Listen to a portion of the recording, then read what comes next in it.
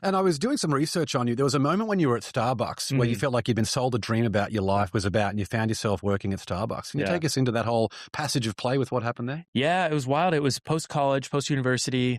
I'd gotten this marketing degree. College was like really great and also fairly difficult. It was great from the standpoint of coming out of homeschool and being like, I just taught myself for 18 years. Like, am I smart? Like, I was like, there's like tests and stuff you take, and I would like do okay. And I took the ACT, I did okay, but you still just kind of like, I'm going to go into like actual classes. Like, can I do this? And that was part of the reason why I wanted to go to university.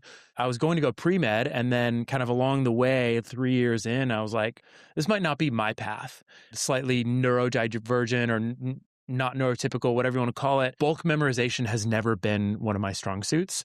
And so getting to the point of like anatomy and biology and physiology where it's like, and there's no help, it's just some of the hardest teachers in the country at the University of Nebraska-Lincoln teaching anatomy and being like, here's 5 chapters. We're going to test on all of them. Good luck. And 5 chapters is like 300 pages of a book. And I was like, I can't memorize this. Like, my brain doesn't work this way. Whereas I was getting an A in chemistry. I was passing medical grade calculus. Like, give me a formula that I can memorize, like easy, but like just memorize all this information around the body. Even though I'm fascinated by it, I just couldn't do it. And so that's kind of, I had a little moment of realization of like, I think there's a different path for me. And so I switched to business, cranked through that, and then came out of that with a marketing business administration degree, thinking, the world's my oyster. Like, I've got this degree. The school has been brainwashing me that this is what you have to do. It's going to prepare you, and you've got this thing now, and you can go get a great job, et cetera, et cetera. And I was like applying for all these jobs, and I couldn't get a job. And I worked for a small marketing agency for a little bit. They lost a couple of customers or a couple of clients.